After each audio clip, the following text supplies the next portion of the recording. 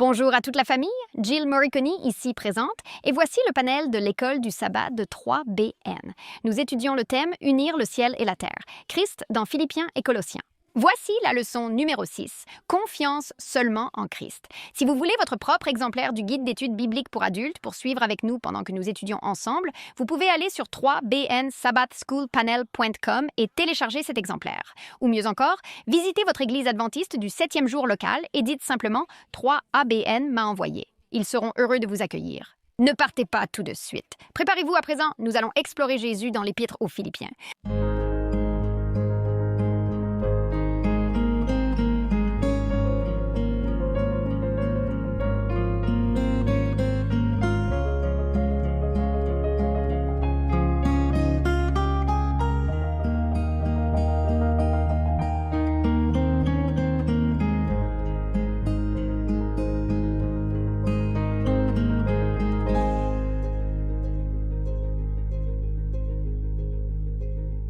Bonjour famille, je suis Jill Morricone.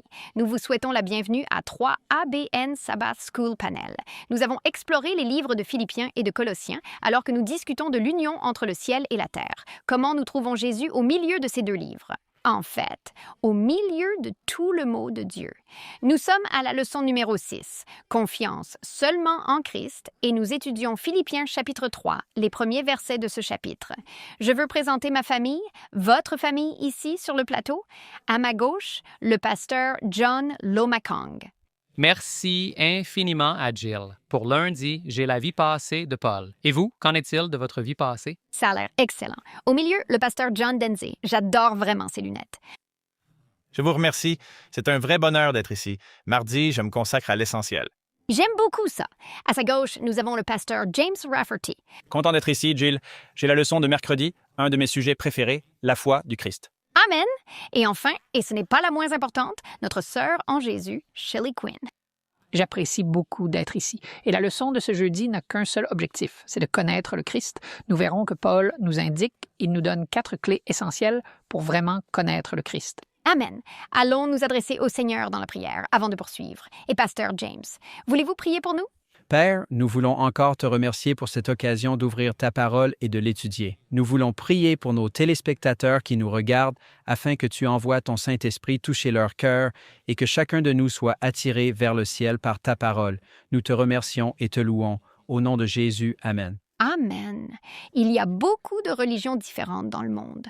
En fait, cela dépend du site web que vous consultez, mais certains disent qu'il y a jusqu'à 4000 religions différentes. Maintenant, si l'on se penche sur les principales religions mondiales, la première serait le christianisme, en termes de nombre d'adeptes. La deuxième, c'est l'islam. C'est la deuxième plus grande. Le christianisme et l'islam comptent tous deux plus d'1 milliard de fidèles.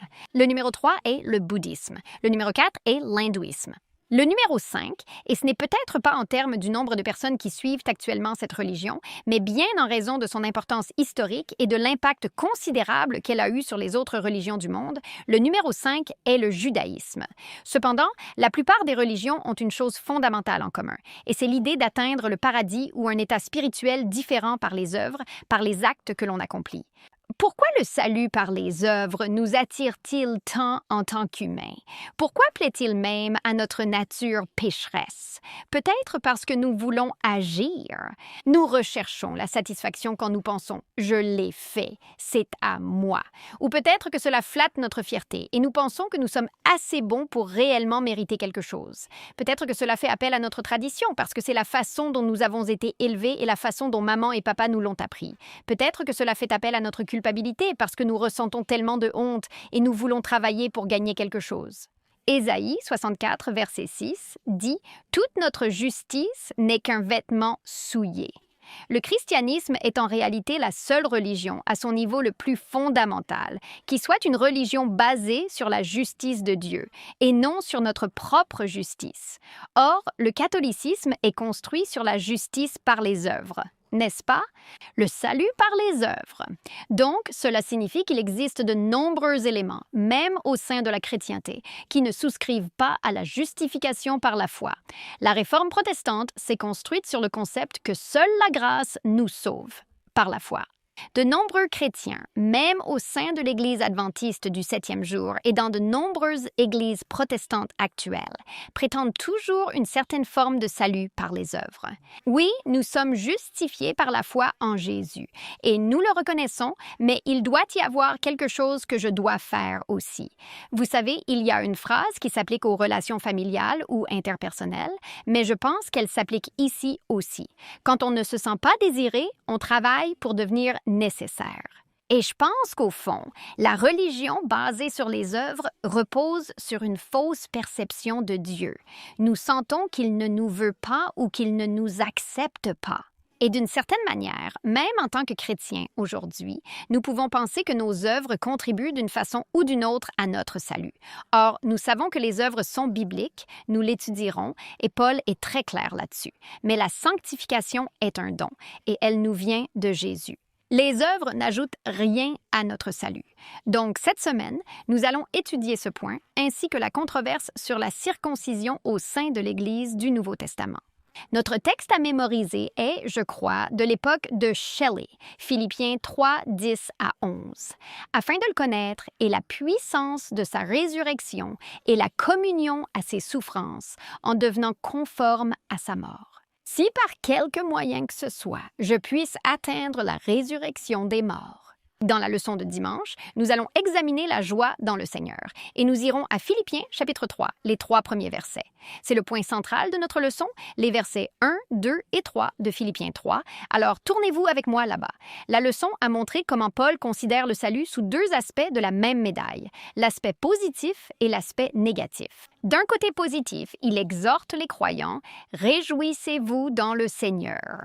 Ce thème de la joie en Jésus est omniprésent dans l'Épître aux Philippiens. C'est un rappel positif que notre joie et notre salut viennent de Jésus. Sur le côté négatif de cette médaille, pour ainsi dire, Paul est en train de nous dire clairement que notre salut n'est pas fondé sur nos œuvres. C'est un rappel important pour nous que nous sommes sauvés par la grâce, au moyen de la foi. Alors, allons à Philippiens 3, verset 1. « Enfin, mes frères, en d'autres termes, et maintenant, mes frères, réjouissez-vous dans le Seigneur. Pour moi, vous écrire les mêmes choses n'est pas fastidieux, mais pour vous, c'est une garantie de sécurité. En d'autres termes, Paul est en train de faire un rappel répété ou un appel insistant. Nous sommes appelés à nous réjouir. Il répète encore une fois la même chose. Il le rappelle encore et il dit « C'est sûr pour vous ». Parfois, nous avons besoin de rappels. Les rappels nous évitent de faire des erreurs. Les rappels nous aident face au découragement. Avez-vous besoin d'un rappel pour vous réjouir? J'ai parfois besoin d'un rappel dans ma vie pour me réjouir. La vie peut avoir des épreuves, des revers et des déceptions. Et nous avons besoin d'un rappel, même au milieu d'une crise de santé ou d'une crise financière ou d'une crise familiale. Réjouissez-vous. Nous pouvons nous imaginer progresser dans notre foi en Christ par nos propres moyens, mais c'est lorsque nous nous réjouissons que nous reconnaissons véritablement que nous sommes en Christ et qu'il est en nous. Nous reconnaissons que Jésus est mort afin que vous et moi puissions être sauvés, justifiés et sanctifiés.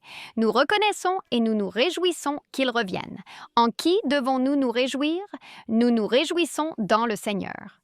Amen. De quoi devons-nous nous réjouir? Nous nous réjouissons dans le Seigneur et l'Évangile qu'il nous a donné. Si vous vous réjouissez dans le Seigneur, je crois que vous aimerez l'Évangile. Et si vous aimez l'Évangile, vous ne pouvez pas vous empêcher de vous réjouir dans le Seigneur. Regardons le verset 2. Au verset 2, nous passons au négatif, au revers de la médaille. Nous sommes dans Philippiens 3, 2. Prenez garde aux chiens, prenez garde aux mauvais ouvriers, prenez garde à la mutilation. Cela semble être un triple avertissement, mais Paul utilise juste 3 façons différentes pour vraiment décrire la même chose. Qui sont ces chiens? Ce sont des gens méchants ou impies en Israël. Qui sont les ouvriers du mal? Ce sont de faux docteurs qui enseignent le peuple. Et ces mêmes enseignants excluaient également les croyants non juifs. De quelle mutilation s'agit-il? Ces gens qui imposent la circoncision physique aux gentils afin qu'ils puissent rejoindre l'Église. Le débat sur la circoncision n'est pas un débat brûlant aujourd'hui, mais à l'époque de Paul, c'était un débat absolument énorme. Vous souvenez-vous du Concile de Jérusalem? Ce serait vers l'an 49 après Jésus-Christ. Ce serait Actes chapitre 15. Nous n'irons pas là maintenant, mais vous pouvez le lire. C'était une question d'une importance capitale dans l'Église primitive du Nouveau Testament. Les gentils qui rejoignaient l'Église, acceptant Jésus comme le Messie et devenant chrétiens, devaient-ils absolument être circoncis pour être considérés comme de véritables chrétiens et pour pouvoir être sauvés? Maintenant, on pourrait se dire, mais qu'est-ce que ça a à voir avec tout ça? Pourtant, ça nous concerne tous aujourd'hui. En d'autres termes, le salut est-il seulement par la grâce et la foi, ou les œuvres sont-elles une composante ajoutée à ce besoin de salut? Tu sais, Paul l'a abordé en de nombreux endroits différents et à maintes reprises. Dans l'Épître aux Galates, il en parle. Dans le chapitre 4 de Romains, il déclare « Abraham fut justifié par la foi. » N'est-ce pas, Shelley? Il fut considéré comme juste. Il crut en Dieu et cela lui fut imputé à justice. Et Paul souligne avec insistance en demandant « Cela s'est-il produit avant qu'il ne soit circoncis ou après ?» Car si cela s'était passé après la circoncision, on pourrait alors affirmer que la justification par la foi aurait nécessité l'ajout de certaines œuvres. Et pourtant, ce n'est pas du tout la vérité. Paul est très clair. C'était avant qu'il soit circoncis. En d'autres termes, il a été justifié, réconcilié avec Dieu, avant que ce signe extérieur n'ait jamais eu lieu. Ainsi, lors du Concile de Jérusalem, dans le chapitre 15 des Actes, vous voyez que l'Église a décidé que les chrétiens gentils n'avaient pas besoin d'être circoncis pour devenir croyants. C'est ça. Ce n'était pas une condition pour être sauvé. Alors, lisons le verset 3 et Paul clarifie encore plus. Il dit « Nous sommes dans Philippiens 3, verset 3, car nous sommes la circoncision. » Attends une minute. Alors, qui sont ceux de la circoncision? Ceux qui adorent Dieu en esprit trouvent leur joie en Jésus-Christ et ne placent aucune confiance dans la chair. Amen. En d'autres termes, il dit que la circoncision est en fait une affaire interne. C'est un processus qui se déroule au plus profond du cœur et il l'exprime encore plus clairement dans Romains chapitre 2. Tournez avec moi à cet endroit. Dans Romains chapitre 2, nous allons trouver cela. Les versets 28 et 29. « N'est pas juif celui qui l'est extérieurement, ni la circoncision ce qui est extérieur dans la chair. Ce ne sont pas des œuvres externes que nous affichons. Mais il est juif celui qui l'est intérieurement, et la circoncision est celle du cœur. » Là, on ne peut pas être plus clair que ça. C'est du cœur, de l'esprit et non de la lettre, dont la louange ne vient pas des hommes, mais de Dieu. Amen.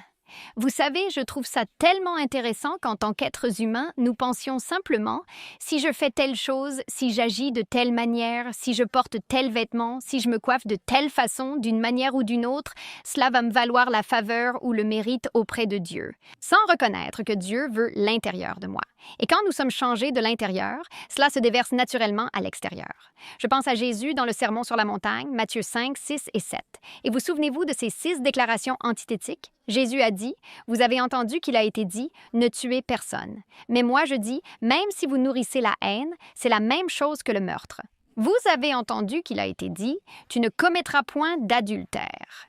Mais moi je vous dis, si vous convoitez une personne, c'est comme si vous aviez commis l'adultère. En d'autres termes, la loi est tellement plus profonde, plus vaste et plus élevée, et elle touche absolument chaque partie de notre être. Et c'est pourquoi il est si vitalement important que Jésus vienne en nous et qu'il nous change de l'intérieur. C'est Ézéchiel 36 qui se répète. Il veut m'ôter le cœur de pierre et me donner un cœur de chair. C'est l'expérience d'un cœur nouveau. Le Christ qui est en vous, cette espérance de la gloire qu'il désire réaliser pleinement dans nos cœurs et dans nos vies. Alors que nous abordons l'étude de Philippiens chapitre 3, nous découvrons que nous pouvons nous réjouir du salut que Dieu nous offre et que les œuvres extérieures ne sont absolument pas nécessaires pour y ajouter quoi que ce soit. Or, ces œuvres extérieures sont extrêmement importantes et nous en discuterons tout au long de cette étude que le Christ est celui qui œuvre en nous. La sanctification est un concept biblique, mais tout dépend de la manière dont nous sommes sanctifiés et nous étudierons cela au fur et à mesure. Amen. Merci beaucoup, Jill, d'avoir ainsi posé les fondations. J'ai la leçon de ce lundi intitulée « La vie passée de Paul ».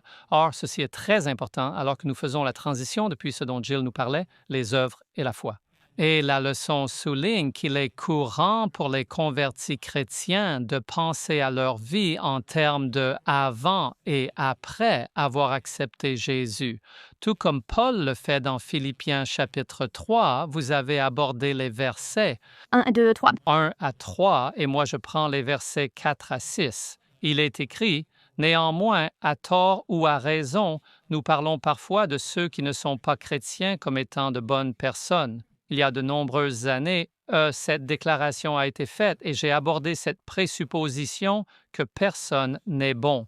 La Bible dit, il n'y a personne de bon, non, pas un seul.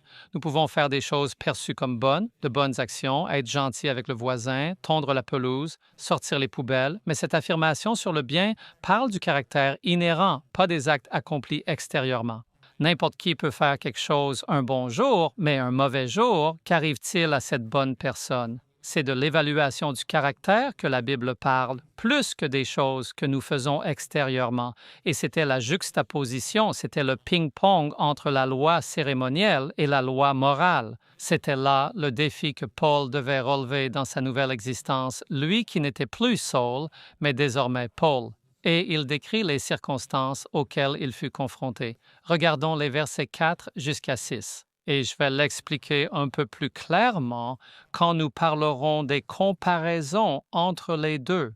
Il a dit, « Si moi aussi je pouvais avoir confiance en ma propre chair, si quelqu'un d'autre pense pouvoir avoir confiance en sa chair, moi j'en ai encore plus. » Et voici la raison, circoncis le 8e jour de la lignée d'Israël, de la tribu de Benjamin, un Hébreu né d'Hébreu, quant à l'observance de la loi, un pharisien. C'est très important. Concernant le zèle persécutant l'Église, concernant la justice qui est dans la loi, irréprochable, Paul était parfaitement en règle. C'était un chrétien qui suivait les règles à la lettre, un chrétien de la comptabilité. Vous savez, aujourd'hui, je suis à la question, je suis au commandement numéro 5. Il m'en reste 5, donc je pense que j'ai 3 mois. Je pense que je peux le faire d'ici là. C'est ça la mentalité des gens aujourd'hui et dans une certaine mesure. Mais d'un autre côté, quand on dit « Si vous m'aimez, gardez mes commandements », ce sont les paroles de Jésus. Les gens répondent « Mais vous ne pouvez pas garder les commandements de Dieu. » Et j'ai une déclaration. Si Jésus vous demande de faire quelque chose qu'il ne peut pas vous qualifier pour faire, il est un menteur. Nous savons qu'il ne l'est pas, alors il nous qualifie. Il nous donne aussi la puissance par sa présence intérieure pour vivre en harmonie. C'est pourquoi Paul plus tard, sa nouvelle vie est « Christ en moi, l'espoir de la gloire », pas seulement les cérémonies auxquelles il a été confronté. Et la leçon souligne, Paul établit un contraste implicite entre les Juifs croyants qui propagent une fausse doctrine et les croyants incirconcis qui se fient entièrement au Christ pour leur salut et ne mettent aucune confiance dans de simples œuvres humaines, comme la circoncision. C'était un gros problème avec les Juifs. Nous trouvons dans les écrits de Paul, Romains inclus, Éphésiens, Philippiens, Colossiens, qui furent écrits pour contrecarrer beaucoup de ces faux enseignements qui furent imposés aux chrétiens du Nouveau Testament par les Juifs.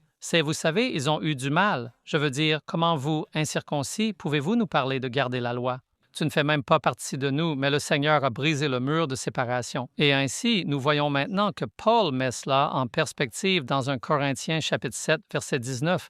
Et remarquez ce qu'il dit, car il parle de « Hey, j'étais un Hébreu parmi les Hébreux. Mec, j'avais tout en ordre, mais je persécutais des gens. » Est-ce qu'il y a des gens qui sont tellement bons à respecter la loi qu'ils pourraient crucifier Jésus aussi? Parce que c'est ce qui est arrivé avec les Juifs. Ils étaient si bons à respecter la loi qu'ils ont dit, « Vous savez quoi? S'il reste sur la croix le jour du sabbat, nous ne pourrons pas aller à la synagogue. Nous devons respecter la loi, alors descendez-le de la croix. » Ce sont des œuvres qui ne sont pas en harmonie avec la foi en Christ. Paul a résumé dans 1 Corinthiens 7,19 « La circoncision n'est rien et l'incirconcision n'est rien, mais ce qui compte, c'est de garder les commandements de Dieu. » C'est la version New King James. Alors maintenant, il met ça en perspective. Et en tant qu'Hébreu des Hébreux, en tant que Juif circoncis, en tant que personne issue de la lignée d'Israël, c'est une véritable épiphanie pour Paul. Pour les Juifs, l'entendre dire « Attendez une minute, ce n'est pas ce que vous étiez. » Mais il dit « Mais c'est ce que je suis maintenant. » Quelle est la différence? La vie passée de Paul n'est plus en conflit avec son passage à sa vie présente. Romains 3,20.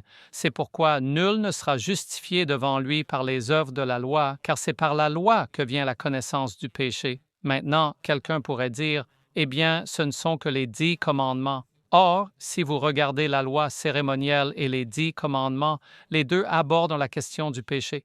L'un montrait ce que le Christ allait accomplir en tant que la semence promise. L'autre, lui, révèle le caractère du Christ tel qu'il est continuellement manifesté à travers la loi des 10 commandements. Mais Paul poursuit dans Romains chapitre 3, verset 28.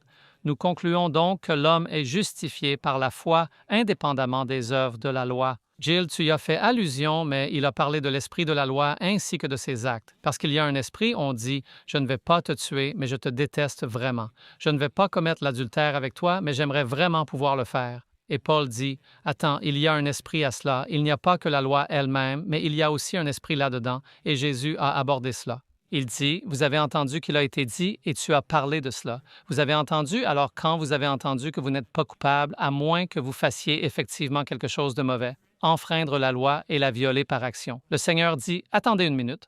Je suis venu magnifier la loi et la rendre honorable. Je suis venu abolir les rituels cérémoniels, mais ma loi, je vais la magnifier. Je vais dire, si vous la vivez avec de la haine dans votre cœur ou de la luxure dans votre cœur, vous êtes maintenant en violation des commandements qui sont la loi de la liberté. Alors, penchons-nous sur la confrontation entre Paul et Jésus, ce qui est une chose que beaucoup de chrétiens d'aujourd'hui répètent. Mais Paul a dit, je sais ce que Jésus dit, mais Paul a dit, et ils font de Paul presque l'adversaire de Jésus et non le défenseur du message évangélique. Le point de vue de Paul dans Romains 7, 7-9, il dit « La loi agit comme un miroir. Elle ne crée pas le péché, mais l'expose. » Il a dit « Je n'aurais pas connu le péché sans la loi. » Alors, attendez une minute. Avez-vous un miroir chez vous? Faites juste ceci. Va mettre quelque chose, va au miroir. Si tu n'aimes pas ton apparence, casse-le et vois si tu changes. Si ça change ton apparence, ça ne change rien. Ça expose juste ton apparence. La loi de Dieu révèle votre besoin de changement. Elle révèle votre besoin de Christ. La loi dit « Voici ». Le miroir dit « Voici votre état ». Il vous envoie à Christ. Or, Jésus dans Matthieu 5, 20 et 1, chapitre 5, 20 et 1, 22, 27 et 28, je résume. Jésus révèle que le péché est bien plus profond que le simple comportement. Il prend véritablement sa source dans l'esprit et le cœur de l'individu.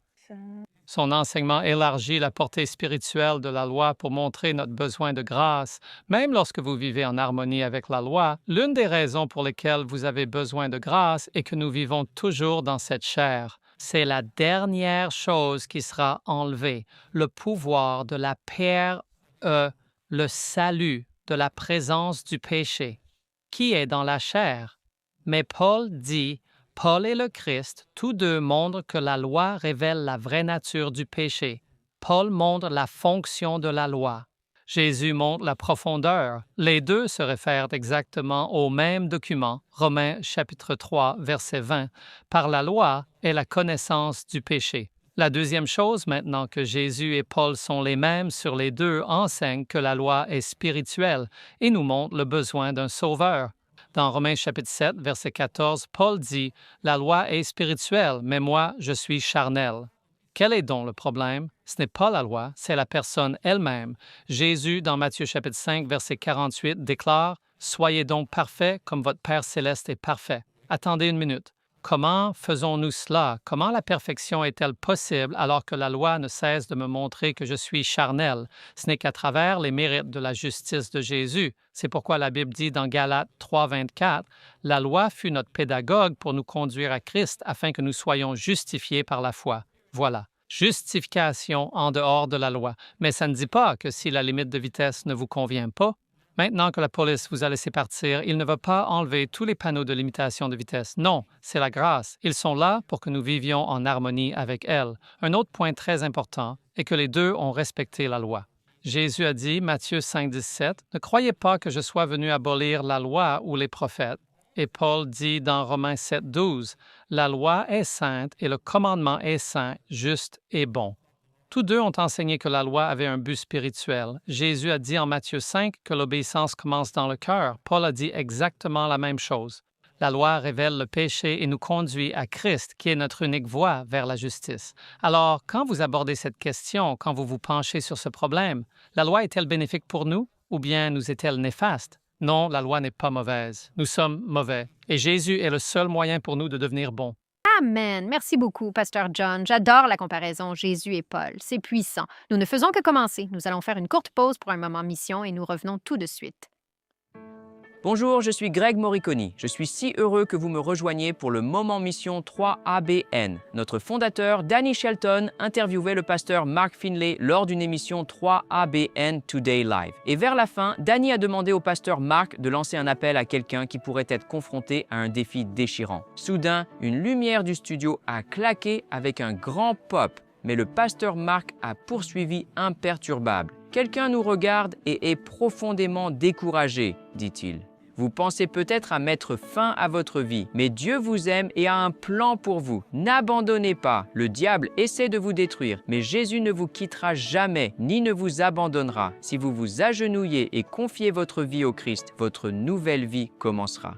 Permettez-moi de prier pour vous. » Quelques années plus tard, Danny se trouvait à une convention dans les Caraïbes. Alors que lui et le pasteur Marc montaient sur scène, un jeune homme l'a interpellé et l'a tiré à part. « Monsieur, monsieur, vous souvenez-vous de cette nuit où la lumière du studio a explosé pendant que le pasteur Marc lançait un appel? C'est à moi qu'il s'adressait. J'avais mon arme à la main, prête à l'utiliser, mais Dieu s'est servi de votre émission sur 3ABN pour me faire comprendre que ma vie avait de l'importance. Cette nuit-là, je me suis entièrement abandonné à Jésus et aujourd'hui, je suis pasteur. Merci infiniment d'avoir contribué à sauver ma vie. Dieu aime transformer nos existences lorsque nous lui abandonnons tout. Je vous invite à me rejoindre la prochaine fois pour un autre Moment Mission 3ABN. Bienvenue à notre étude, Confiance uniquement dans le Christ. Et nous passons la parole au pasteur Johnny. Merci beaucoup. Nous sommes maintenant mardi, comme nous l'avons entendu, et le titre est « Les choses qui comptent vraiment ». Qu'est-ce qui compte vraiment pour vous? Quelle est la chose la plus importante dans votre vie? Vous savez, la leçon met en évidence que les choses qui rendaient Paul fier auparavant étaient en réalité des entraves, à la fois car elles l'avaient aveuglé à son besoin du Christ. Et il est dit qu'après sa conversion, son bilan spirituel s'est présenté de manière très différente parce que son échelle de valeur a radicalement changé, passant de la monnaie du judaïsme à la monnaie du ciel. Or, Paul est vraiment une personne intéressante. Je veux dire, il était extrêmement zélé. Il persécutait les chrétiens parce qu'il pensait qu'il modifiait les choses que Dieu leur avait apportées. Dans la leçon que nous étudions, il y a une citation de Sir Ellen G. White, extraite de l'Adventist Review, Sabbath Herald, du 1er juillet 1890, et elle dit « Celui qui est descendu du ciel peut parler du ciel et présenter avec justesse les choses qui constituent la monnaie du ciel, sur lesquelles il a apposé son image et sa marque. Il connaît le danger dans lequel se trouvent ceux qu'il est venu relever de la dégradation et élever à une place à ses côtés sur son trône. Il souligne le péril de prodiguer de l'affection à des objets inutiles et dangereux objets. Il cherche à éloigner l'esprit des choses terrestres pour le diriger vers les célestes, afin que nous ne gaspillions pas notre temps, nos talents et nos opportunités pour des choses qui ne sont que vanité. Vous savez, on entend je crois que c'est dans Philippiens, il est dit non, Colossiens, affectionnez-vous aux choses d'en haut et non sur les choses de la terre. Quand on se penche sur le cas de Paul, il était une étoile montante. C'était une personne qui gravissait les échelons du judaïsme et qui sait jusqu'où il aurait pu aller. Mais c'est très intéressant ce qu'il dit, qu'il considérait absolument tout comme une perte. Nous allons examiner cela plus en détail dans un instant. Ainsi, dans Romains 8, 18, il nous expose cette vérité. J'estime que les souffrances du temps présent ne sont pas dignes d'être comparées à la gloire à venir qui sera manifestée en nous. Dans cette partie, je crois bien, cela signifie qu'il a procédé à une évaluation et qu'il est parvenu à la conclusion que ces éléments ne méritent absolument pas d'être mis en comparaison. Et donc, voici la question qui se pose dans cette leçon. Qu'est-ce qui pourrait être plus précieux que la vie éternelle au ciel et sur la nouvelle terre? Pourtant, les valeurs mondaines aveuglent tant de personnes à cette réalité. Il existe une compétition inhérente entre les choses valorisées ici et celles que le ciel valorise, la ressemblance au Christ et les âmes sauvées. Donc, en nous, il y a cette compétition. Et le diable, bien sûr, vous savez, il essaie d'appuyer sur des boutons pour détourner votre attention sur autre chose plutôt que de suivre Jésus de tout votre cœur. Et c'est une bataille constante chaque jour. Vous savez, c'est pourquoi Jésus dit « Tu veux me suivre, prends ta croix chaque jour. » Et je suis tellement content qu'il y ait dit « chaque jour » parce que, vous savez, on regarde la façon dont la société est faite et la façon dont les choses sont structurées et wow, on va à l'église un seul jour par semaine. Vous savez, la façon dont le système juif était organisé, il y avait un rappel quotidien qu'il dépendait du Seigneur. Amen. Et nous devons y réfléchir.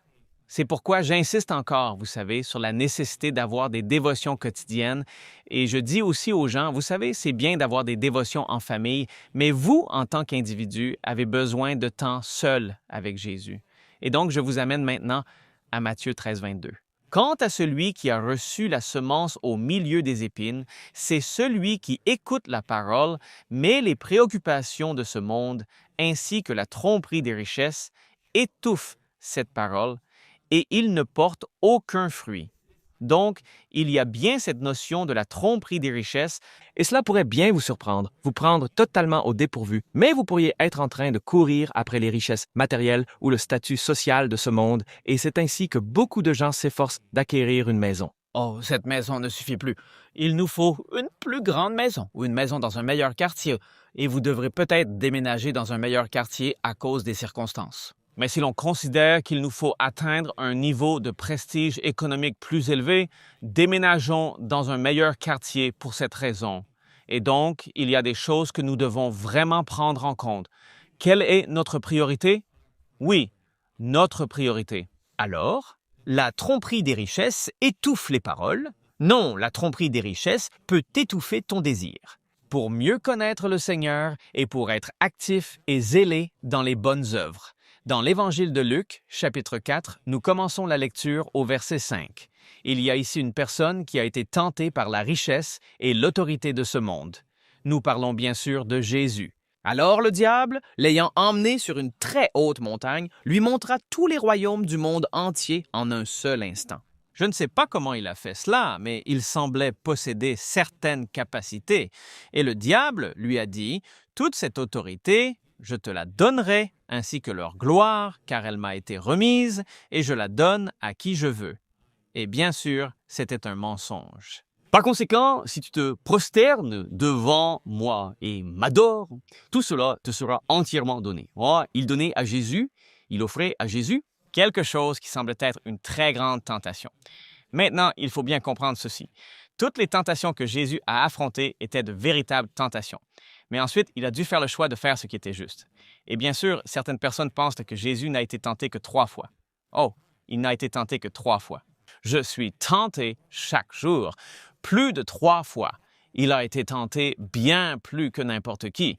Rappelez-vous que si Jésus était victorieux, alors le diable aurait bien sûr dû payer la pénalité pour tout le mal qu'il avait commis.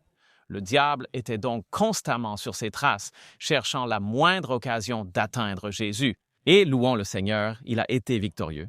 Il fut tenté en toutes choses, comme nous, et pourtant sans péché. Louons le Seigneur. Concentrons-nous un peu à nouveau sur cette idée de notre intérêt pour le monde, ce qu'il offre et l'effet que cela pourrait avoir sur nous.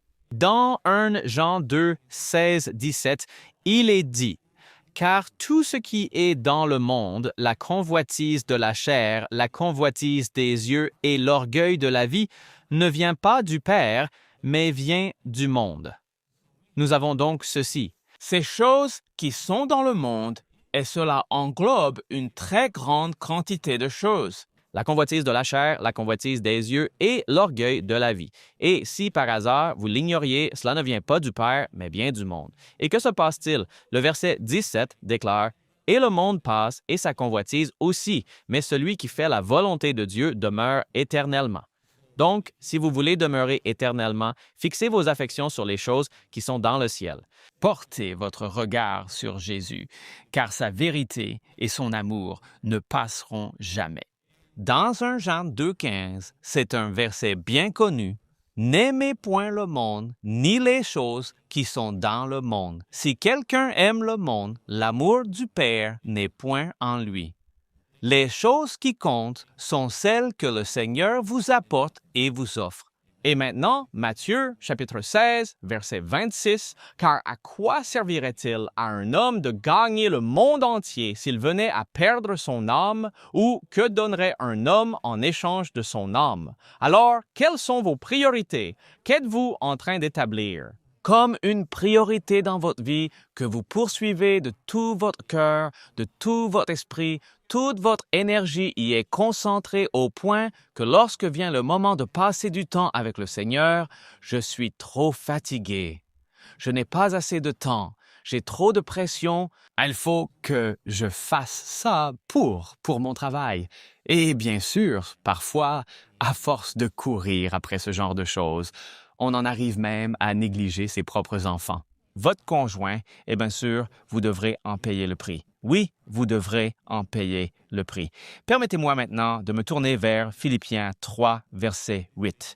C'est un verset qui, pour une raison que j'ignore, n'est pas vraiment abordé dans ce trimestre. Il a dit « Et même je regarde toute chose comme une perte à cause de l'excellence de la connaissance de Jésus-Christ mon Seigneur, pour lequel j'ai renoncé à tout, et je les regarde comme de la boue, afin de gagner Christ. » Et cette idée de perte, la première fois que la perte est mentionnée, il est question de ce qu'il dit. Je regarde toute chose comme une perte.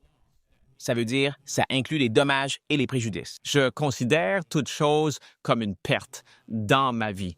Et donc, ici, le mot « fumier » est un terme grec dont l'utilisation est plutôt limitée dans la Bible, mais il signifie des choses sans aucune valeur, abominables et détestables. Et donc, nous vous encourageons à fixer vos regards sur Jésus.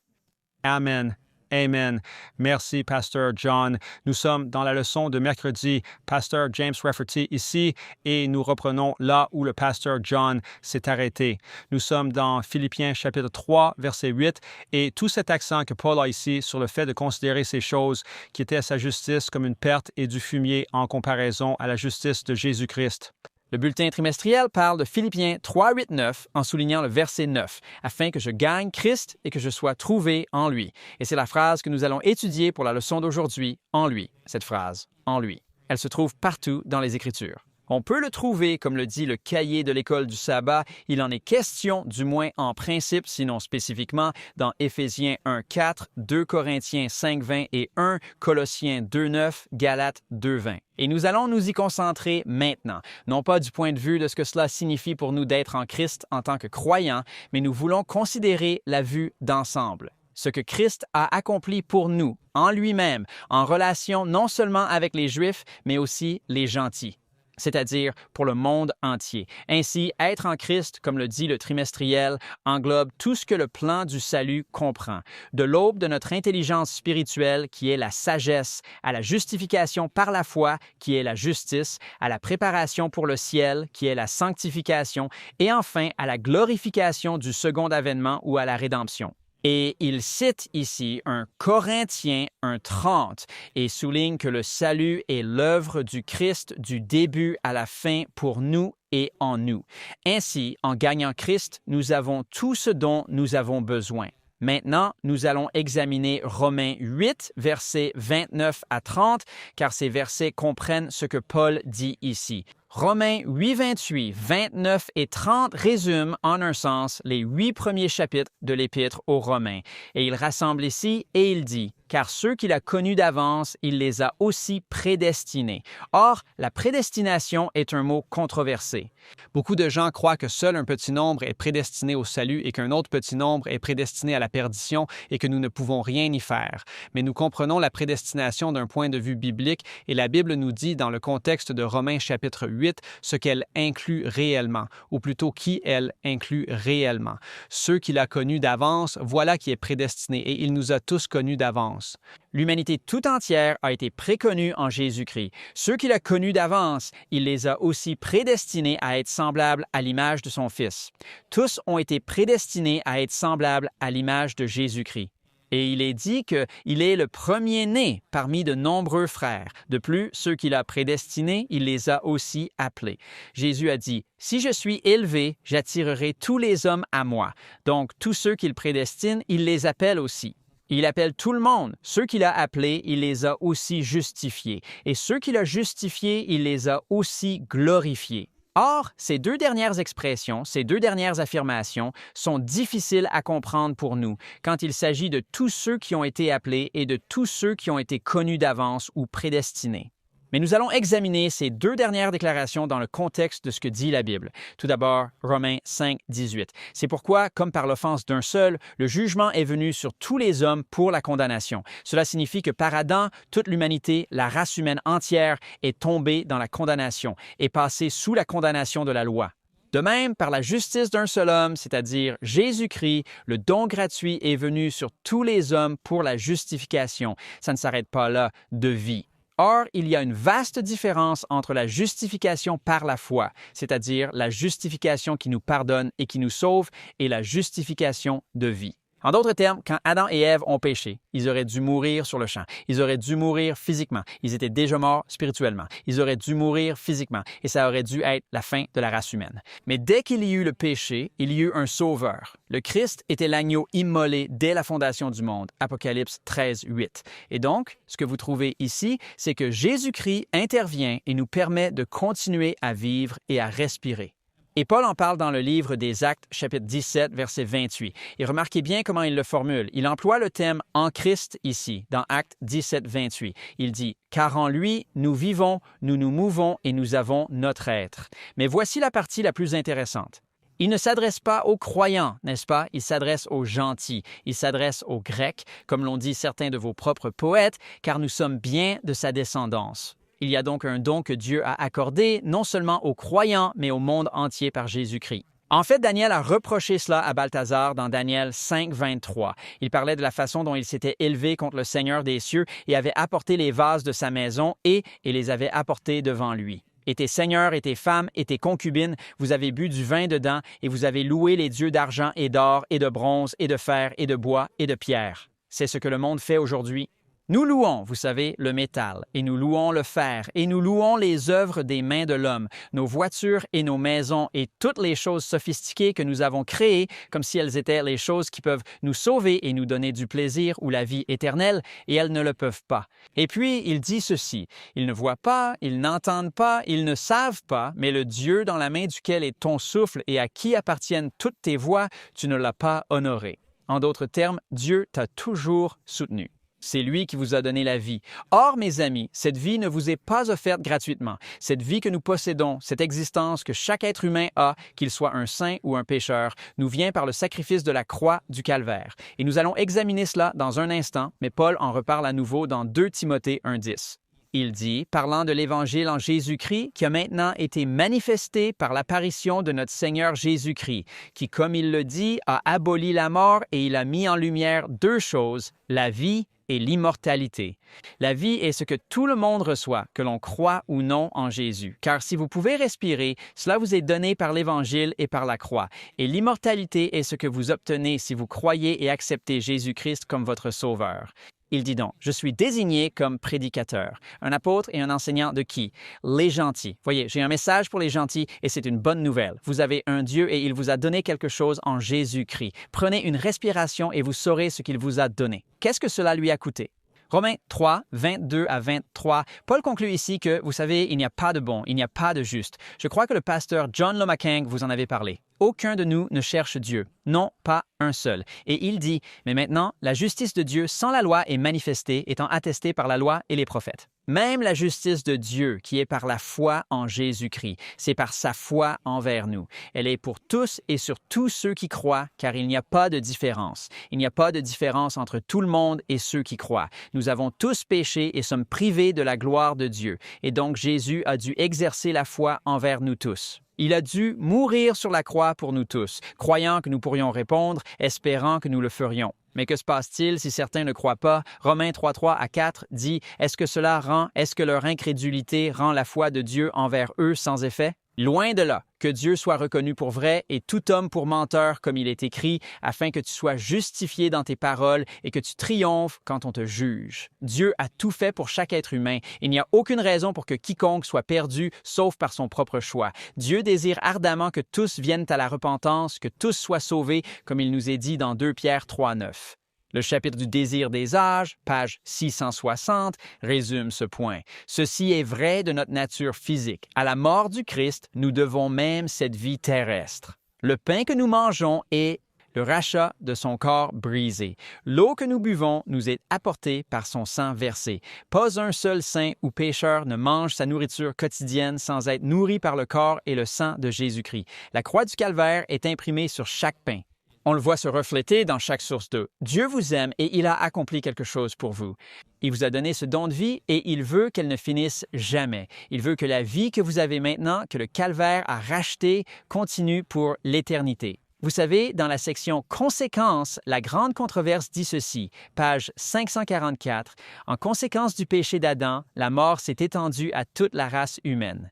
Tous descendent au tombeau et grâce au plan de salut, tous sont ramenés de leur tombe. Il y aura une résurrection des morts, des justes et des injustes. Car de même qu'en Adam tous meurent, de même en Christ tous seront rendus vivants. Et ne serait-ce pas dommage pour ceux qui sont ressuscités grâce au plan du salut, grâce aux dispositions du plan du salut, pour ensuite goûter la seconde mort? Dieu ne veut pas cela pour aucun de nous. Alors, Paul en est venu à réaliser qu'il ne voulait pas sa propre justice. Il désirait la vraie justice, cette justice que la loi ne pouvait pas offrir, cette justice que seul le Christ pouvait accorder par la foi. Il voulait cette justice parce qu'il croyait que sa foi serait la réponse à cette justice. Vous savez, seule la foi de Dieu, la foi du Christ, a pleinement obéi et peut obéir. Seule sa foi ou sa confiance en nous fera traverser notre incrédulité naturelle et notre manque de foi. Ainsi, si nous sommes en Christ et qu'il vit en nous, alors nous manifestons sa foi en nous en vivant la foi en lui. Nous vivons la justice du Christ par la foi de Jésus à la foi en Jésus. Amen. Vous savez, je suis assise ici en pensant à cette merveilleuse leçon qui vient du chapitre 3 des Philippiens et nous n'avons couvert que 9 versets jusqu'à présent. Je suis Shelley Quinn. J'ai la leçon de ce jeudi et elle s'intitule « Une seule chose, connaître le Christ ». Vous êtes-vous déjà demandé ce qui compte vraiment le plus dans la vie? S'il y avait une seule quête qui importait le plus à Paul, il l'a rendue assez claire, n'est-ce pas? C'était de connaître Jésus-Christ, d'être trouvé en lui et dans la justice du Christ. Regardons Philippiens 3:10. « Et voici ce que dit Paul, afin que je le connaisse et la puissance de sa résurrection et la communion à ses souffrances, en devenant conforme à sa mort, si par quelque moyen je puis parvenir à la résurrection d'entre les morts. » Tu sais quoi? Quand Paul a écrit ces mots, il n'était pas un nouveau croyant. Paul avait prêché pendant des décennies. Il avait évangélisé. Il avait fondé des églises. Il avait enduré des épreuves en prison, mais son cœur brûlait encore d'un seul désir, que je puisse le connaître. Oui, maintenant, Paul ne parle pas d'une connaissance intellectuelle. Il savait déjà qui était Christ, n'est-ce pas?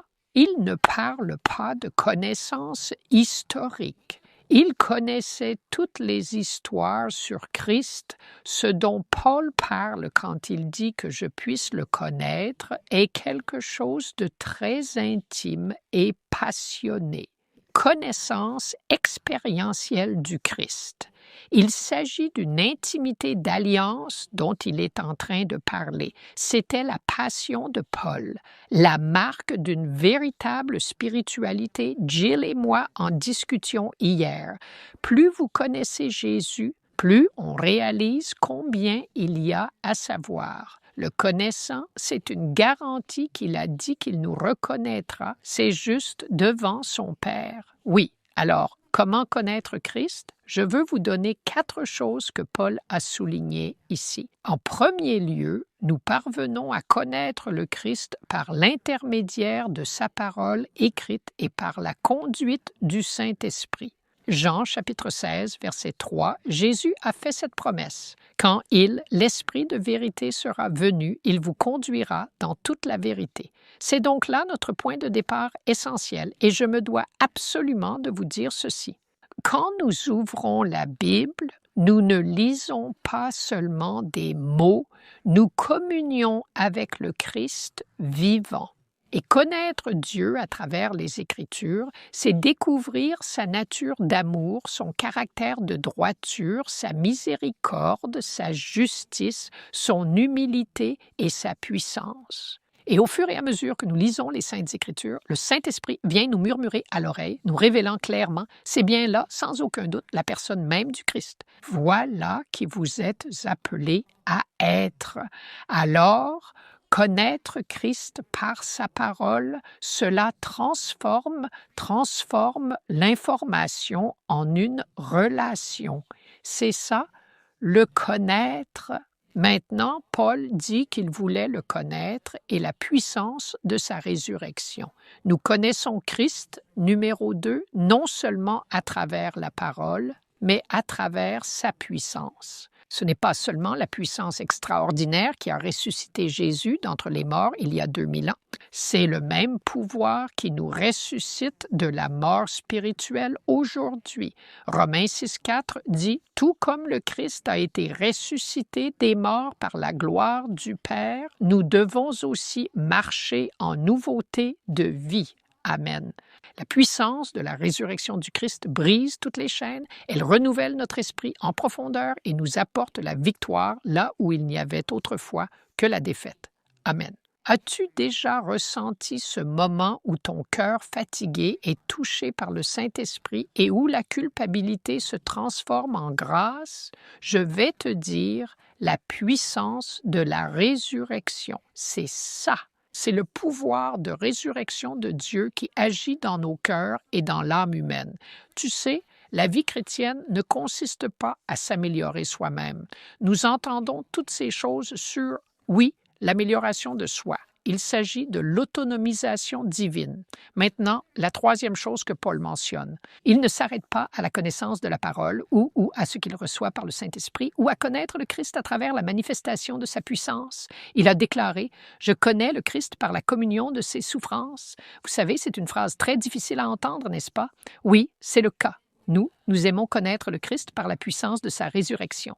Mais nous hésitons à connaître le Christ par la puissance de ses souffrances. Pourtant, Paul savait que souffrir pour le Christ nous rapproche plus que toute autre chose. Chaque épreuve, chaque difficulté que nous devons affronter, chaque larme que nous versons, chaque chagrin que nous ressentons, chaque moment où nous faisons le choix de la foi plutôt que de la crainte et de l'angoisse, nous parvenons à mieux saisir et à mieux comprendre notre Sauveur, ce qu'il a souffert et ce qu'il a enduré pour notre salut. La communion à ses souffrances n'est pas à propos de la douleur, c'est à propos de la purification.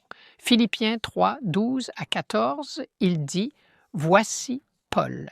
Je n'ai pas encore atteint ou suis déjà perfectionné, mais je continue pour m'emparer de ce pourquoi le Christ Jésus s'est emparé de moi. Frères, je ne me considère pas comme ayant atteint. Aucun de nous ne peut jamais dire « Je suis arrivé ».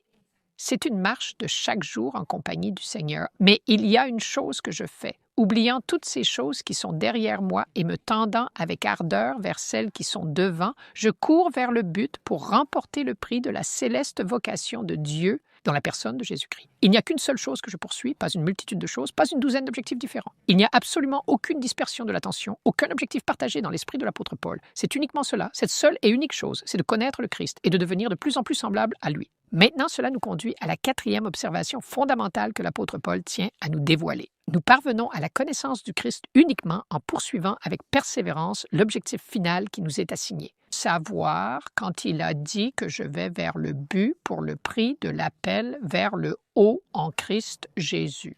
Le mot « but » en grec est « skopos ». C'est la ligne d'arrivée de la course et c'est ce moment précis, ce point culminant vers lequel chaque athlète se dirige, mobilisant toute son énergie. Chaque coureur s'y tend, l'atteindre est son unique obsession. Tous leurs muscles sont sollicités, étirés, poussés à l'extrême dans un effort surhumain et continu. Chaque inspiration, chaque souffle est calculé, entièrement concentré sur l'objectif ultime, franchir cette ligne d'arrivée tant désirée. Ils doivent la dépasser pour s'assurer de recevoir la récompense promise, le prix magnifique qui les attend juste au-delà de l'effort. Paul dépeint la vie chrétienne ou le cheminement du chrétien comme une course. La récompense n'est ni la richesse ni la gloire. C'est l'appel d'en haut de Dieu, la vie éternelle avec le Christ. C'est une ressemblance absolument fidèle et complète à ce qu'il est, à son caractère. J'ai une attente profonde pour le jour où il me changera, où il me rendra parfaitement conforme à sa propre image. C'est la joie éternelle d'être en sa présence. Et Paul ajoute en oubliant les choses qui sont derrière et en atteignant celles qui sont devant. Pourquoi, dit-il, oublier? Vous ne pouvez pas avancer en regardant en arrière. Oui, effectivement. Vous allez faire des faux pas, vous allez ralentir votre allure, vous allez perdre votre concentration et votre objectif. Et tellement de chrétiens mènent une existence où ils sont complètement enchaînés et liés à leur passé. Il y a la culpabilité qui les ronge et il y a la honte. Je voudrais vous dire quelque chose de très important. Si vous avez confessé votre péché devant Dieu, le verset 1 Jean 1,9 dit que Dieu vous a entièrement pardonné. Ne laissez pas le diable essayer de vous rabaisser en vous rappelant constamment votre passé. En fait, la prochaine fois que le diable vous rappellera votre passé, vous rappelez-lui son propre avenir.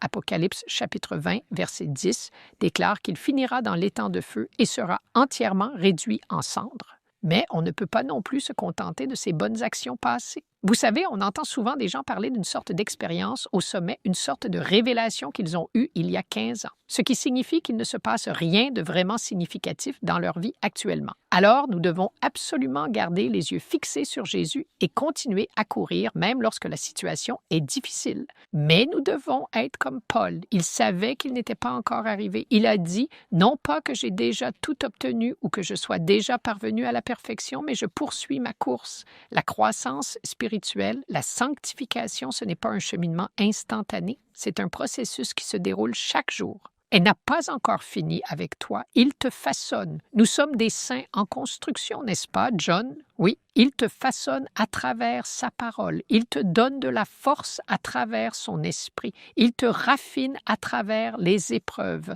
Ne vous laissez pas décourager, même si vous avez l'impression que les progrès que vous faites sont extrêmement lents. Et même si vous trébuchez ou si vous tombez, relevez-vous immédiatement sans attendre. La même grâce infinie qui vous a accordé son pardon pour vos erreurs d'hier est là pour vous donner la force dont vous avez besoin aujourd'hui. Connaître le Christ n'est pas simplement une destination finale à atteindre, c'est une quête spirituelle qui doit durer toute votre existence. Amen. C'est tellement beau de connaître le Christ. J'adore ça. Notre confiance doit être uniquement en Christ. Merci, Shelley, Pasteur James, Pasteur Johnny, Pasteur John pour cette incroyable étude sur Jésus. Je voudrais donner à chacun d'entre vous un moment pour un dernier mot, une pensée finale. Oui, l'apôtre Paul et Jésus-Christ s'accordent sur un point absolument fondamental et essentiel. Tout ce qui est en vous, tout ce qui réside au plus profond de votre être, Jésus est capable de l'accomplir. Il déclare « Je mettrai mes lois dans leur entendement et dans leur cœur, je les écrirai. » Il n'y a absolument rien de répréhensible ou de mauvais dans la loi elle-même. C'est la nature charnelle, notre nature humaine déchue, qui se trouve en conflit permanent avec elle. Amen. Amen. Je voudrais simplement vous rappeler que les choses de ce monde ne peuvent absolument pas être mises en comparaison avec ce que Dieu a à vous offrir et à planifier pour votre vie. C'est pourquoi je vous encourage vivement à fixer vos affections et l'ensemble de vos pensées sur le Seigneur et à le suivre fidèlement.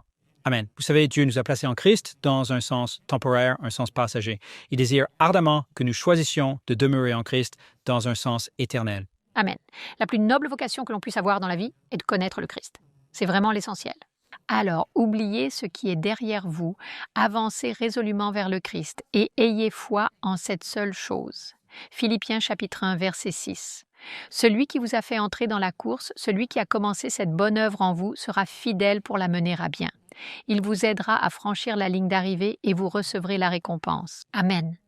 Je vous le dis, mes chers frères et sœurs, je désire être trouvé en lui, non pas avec ma propre justice, mais avec la sienne. Je désire connaître Jésus. Alors, je veux juste vous inviter, vous qui êtes chez vous, à prendre cette décision. Aujourd'hui est le jour du salut.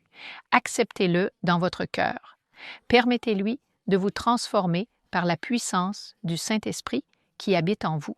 Rejoignez-nous donc la semaine prochaine pour cette 7e et dernière leçon. Nous allons effectivement terminer la semaine prochaine l'intégralité du livre des Philippiens et nous pourrons ensuite passer à l'étude approfondie du livre des Colossiens. Mais c'est bien la semaine prochaine que nous achèverons les Philippiens dont le thème final sera la citoyenneté céleste. Prions maintenant. Père Céleste, nous te sommes infiniment reconnaissants pour le don merveilleux et inestimable de ton Fils, Jésus. C'est en lui seul que nous trouvons la rédemption par l'effusion de son précieux sang et le pardon complet de tous nos péchés. Merci pour le don du salut. Merci pour la certitude que nous pouvons avoir en toi et merci, tu es en train de nous sanctifier et de nous rendre semblables à Jésus. Au nom précieux et saint de Jésus. Amen. Amen. Merci Seigneur.